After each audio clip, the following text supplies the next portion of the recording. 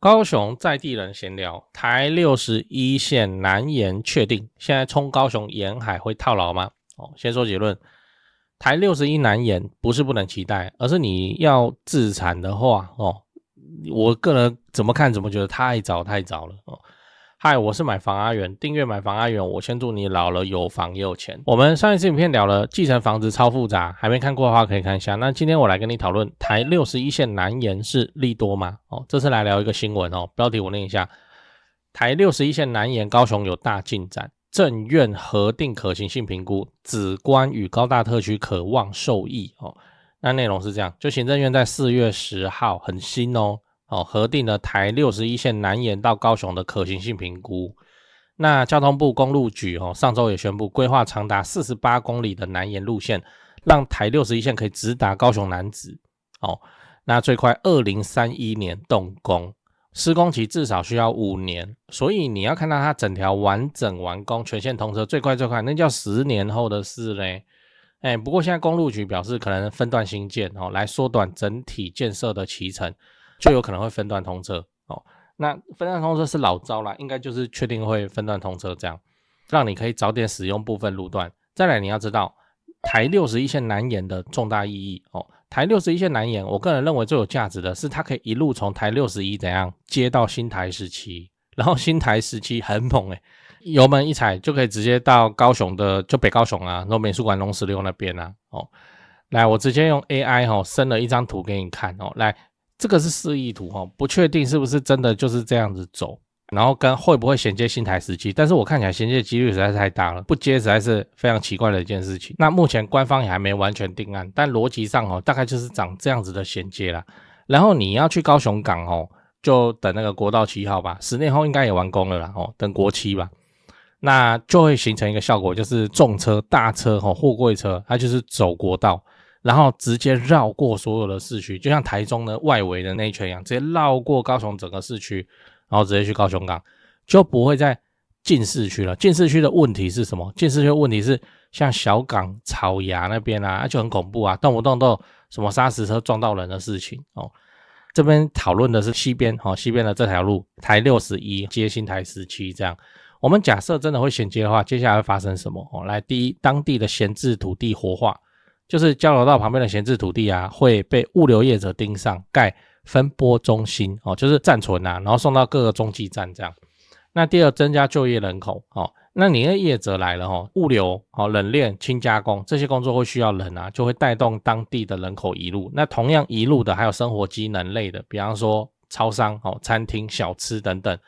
还有虾皮店到店之类。虾皮店到店现在也是一个生活技能的指标嘛那全联这两件事情的发酵都还需要时间，不会说还没盖好大家就风风火火的进驻那最后你要知道对当地房市的影响最后我们当然还是要讲，那如果你是自住投资的需求那台61南延到底值不值得去冲？我的看法是这样，值得但不是现在我再说一次值得但不是现在。你现在给它买下去那你自己看10年后可能再发生一个工程延宕，什么缺工缺料等等又要延了，然后延到12、13年，那你继续归在那边你干什么？那个资金的使用效率就很差。比方说你把同一笔钱自产你来蛋黄区蛋黄区反正这是算北高雄的领域嘛，你到楠梓高大特区或是美术馆龙16都行你到这边你可以跑2趟5年了，你知道吗那个资金的使用效率会差非常的多。那如果你的算盘是买预售的话，那可能可以买那种长期的预售，要盖5年以上的那种，然后再加上房地合一税 2.0 再持有5年，等你要卖超过10年看能不能刚刚好衔接到台61盖好，可以在漂亮的价钱脱手。但这都是理想为什么？因为延期几乎是确定的事情那一延期你就被套牢。你看那个淡海新市镇，你看那个淡江大桥，他妈等多久了？然后现在淡江大桥还没通车，又被狂骂你看这新闻的标题，议员批淡江大桥机车道窄如狗道，公路局考量顺畅与安全才这样设计搞不好弄一弄开通时间又要延误。所以你现在去等10年后的台61线通车，就算你是买预售，我也是认为说这个钱就几乎是绑在那边丢到水里绑在那边，而且风险的。那应该买哪边比较安全就是算比较热闹的蛋黄区楠梓桥头左营那左营区很大哦，左营区是真的很大哦，左营区到高雄北高雄好事多对面那一排房子，那也叫左营区哦，或是鼓山，也就是美术馆这边。那为什么？因为大家原本买楠梓是赌台积电的科技人口，那你现在多一个物流需求，而且物流这个东西不会因为景气循环就消失，港口还在，货就要进出，这是一个更稳定的基本盘啊，所以买起来赢面又更大了。还是蛋黄就对了。我跟你说，蛋黄的重大建设才多，蛋黄的利多才多。你看那个梓官他等多久啊？高雄梓官等多久才等到一个建设？高雄蛋黄区北高雄多少重大建设跟民间投资数都数不过来所以自产你长期主义你要自产的话，还是选蛋黄区比较理想。讲完了，我们整理一下，今天我们讲了台61线南延到高雄梓官的计划，还有它对沿海房市的影响。我们先分析了这一条路开通最先反映的会是物流仓储跟租赁市场，而不是自住买盘那自住需求要跟上来，就要看说要观察很多东西啦，通勤时间有没有缩短，然后学校医疗商圈有没有完善。那此外，这条路我个人认为最大价值在哪边？就是能接新台17，这样往返市区的速度变快，这个有机会显著改变高雄的物流版图然后结合周边的商业结构的转型。结论是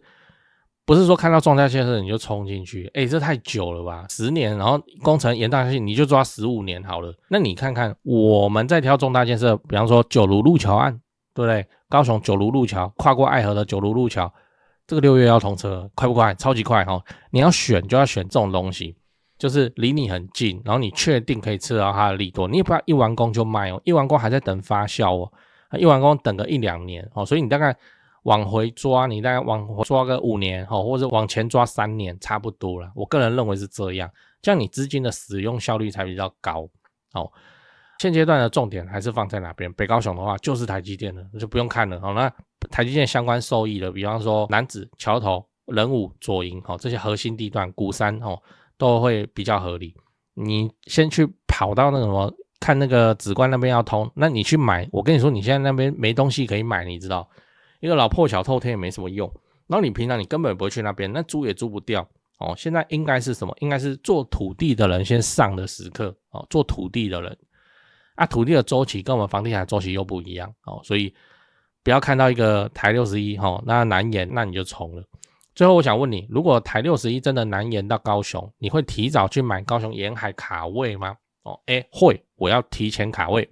B 不会，10年实在太久了。C 不会，我继续蹲在蛋黄区就好在讲八卦之前来点干货，很多朋友会问我说，阿元你房地产做这么久有没有口袋名单啊？这不就来了吗？扫一下这个 QR code， 我有的牌都在这里了，进去先点影片看我介绍，让你心里有个底然后就可以直接加他们的 LINE 了。买卖房子，台北找销店，高雄找林店，美术之星，这2位都是我的大前辈，我有问题也是直接问他们，你就直接敲就对了。如果你双北要装潢汉一室内装修嘛，很多观众朋友合作以后都觉得很满意，那如果遇到了法律上的问题，有顶尖律师可以帮助你。好啦，我有的资源都给你了，你有需要你就大方用，不用客气。最后我要请你支持我，加入我的频道会员，每个月250块钱，直接抄我做好的重大建设功课。高雄自产老会员都跟超过1年了，没料的话大家早就跑了。最后也不要忘了帮我按下订阅按钮。YouTube 的后台跟我说有 74% 的观众还没订阅，这样都能超过5万人支持。如果你还没订阅，麻烦先按一下买房阿元 logo 旁边那个可爱的按钮，对，点下去就对了，这样我离10万订阅又更近一点，拍片的动力也会暴增。按好了吗？感谢你这么挺我，祝你老了有房又有钱。讲八卦讲八卦，就你说这个台61这样弄起来，接新台17的话，它有没有机会再把楠梓往上带一波？我个人认为会有，但是这个带一波远远不如台积电其他的厂陆陆续续开始量产。现在是 P1 而已呢还有 P2 呢第3、第4、第5还有第6厂呢，通通集中在那个半屏山山脚下呢。所以说你觉得是台积电比较猛，还是什么台61接新台17，对不对那再来是说楠梓现在已经确定有新台17的南延段了，南延新台17以前就有了然后现在是南延段。好，这个南延段我告诉你会在今年年底2026全线通车，你看对啊这个我会再去拍一集会员影片，因为蛮猛的，我真的去开看，那个会形成什么效果？就是楠梓的西边楠梓其实蛮大，你火车在那边，我个人认为是楠梓的东边然后那个台积电这边，我个人认为是楠梓的西边，就军港这里你从楠梓军港那边踩个油门，就从世运大道这边过来转个弯踩个油门，就可以直接给它溜到南门南门就是那个海清工商那边哇，这么方便的吗？那你一到南门的代表是什么？就是你看你要去左营还是要去美术馆还是要去内围还是要去桃子园都顺了。所以我个人认为说这个反而会形成说把那个楠梓原本在自产楠梓的人看能不能把它抓到流动到这个内围或是美术馆或是农十六这边来，那他们一样是台积电周边上班为什么？学区你家庭的住客的话，那你就是要考虑小孩子的学区那楠梓的学区或紫观的学区跟那个美术馆的学区还有农十六学区你自己选，就这样也不错那这样子的话以后要去台积电就不一定只能2选1。第一条是又窄又小的左营大路，但是骑机车的人说很喜欢骑左营大路，因为机车可以钻嘛。还有什么？就是他一路上吃的很多，他去上班的路上，现在不是说去台积电上班，而是台积电还有一大票相关的厂商嘛，在附近都有驻点。他去公司上班的路上，左营大路可以停下来干嘛？买个早餐，买个油条豆浆或者什么。不然的话，你开车大概都是选翠华路，翠华路也拓宽了拓宽成40米可是上下班时间还是塞车，现在是2选1的状态。好，你从这个高雄南边要往北边去台积电的话那将来的话就会多这个新台17你就直接给它踩油门到新台17的南延段然后到世运大道给它右转，这样子就到了非常的方便。你看重大建设